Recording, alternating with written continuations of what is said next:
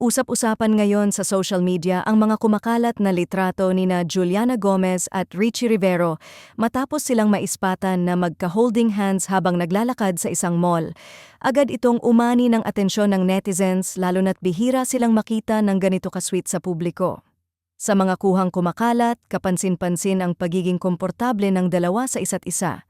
Walang pag-iwas, walang pagtatago, at tila ba parehong relaxed habang magkahawak ang kanilang mga kamay. Ayon sa mga nakasaksi, simple lang ang eksena. Casual na lakad, walang engranding eksibisyon ng lambingan, ngunit sapat na iyon para magliyab ang espekulasyon. Para sa marami, ang holding hands ay isang malinaw na indikasyon ng espesyal na ugnayan, kaya naman mabilis na kumalat ang tanong, sila na nga ba talaga? May mga netizens na nagsasabing matagal na raw nilang napapansin ng dalawa at ang mga larawang ito ay tila kumpirmasyon lamang ng matagal ng hinala.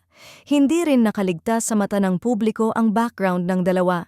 Si Juliana Gomez, kilala hindi lamang bilang anak ng isang respetadong personalidad, kundi bilang isang achiever sa sarili niyang larangan, ay madalas hinahangaan dahil sa kanyang pagiging low-key at disente. Samantalang si Richie Rivero naman ay kilalang atleta at public figure na may malaking following, lalo na sa kabataan. Dahil dito, lalong naging interesado ang netizens sa posibilidad ng isang relasyon sa pagitan nila, isang kombinasyon ng talino, disiplina at kasikatan.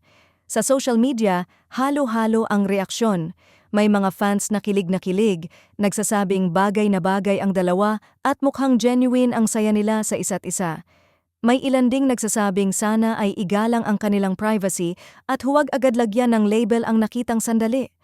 Gayunpaman, hindi rin maiiwasan ang mga nag-aanalisa ng bawat detalye mula sa body language, sa paraan ng paghawak ng kamay, hanggang sa pananamit nila na parehong simple at hindi pabida.